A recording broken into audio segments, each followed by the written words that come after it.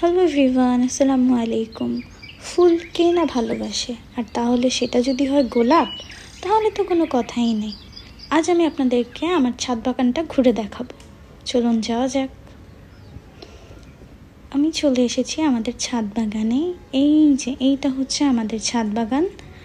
আমাদের ছাদ বাগান এবং বাসার পাশে গাছপালা দিয়ে খুব ভরা, এবং আমাদের ছাদ বাগানে আমরা বেশিরভাগই হচ্ছে ফলের গাছ এবং বিভিন্ন সবজির গাছ লাগিয়ে রেখেছি, যার মধ্যে আম, পেয়ারা অন্যতম। এই যে দেখতেই পারতেছেন কি সুন্দর সুন্দর আম ঝুলে আছে, এবং আম গাছের নিচেও ছোট ছোট আরও কিছু গাছ জন্মেছে। এটা হচ্ছে কাঁচামরিচ গাছ, কি সুন্দর ঝুলে আছে কাঁচামরিচ। এটা হচ্ছে পেয়ারা গাছ।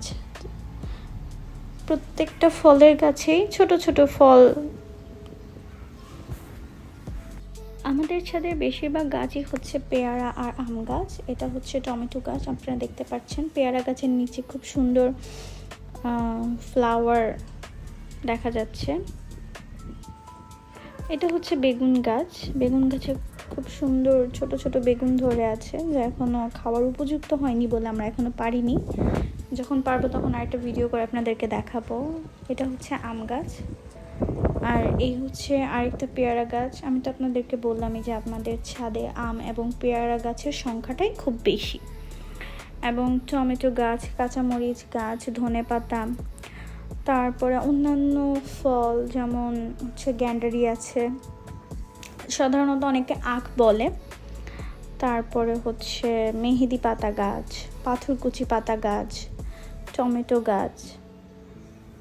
এই তো টমেটো যদি একটা সবজির মধ্যে পড়ে। লেবু গাছ, এটা আমরা সাধারণত খুবই উপকারী একটা জিনিস।